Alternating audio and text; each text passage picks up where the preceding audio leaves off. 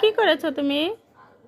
এই দেখেন বাচ্চা কাচ্চা নিয়ে কাজ করা। এই যে আমার মেয়ে বাটিকে এখন জুতা বানিয়ে ফেলেছে।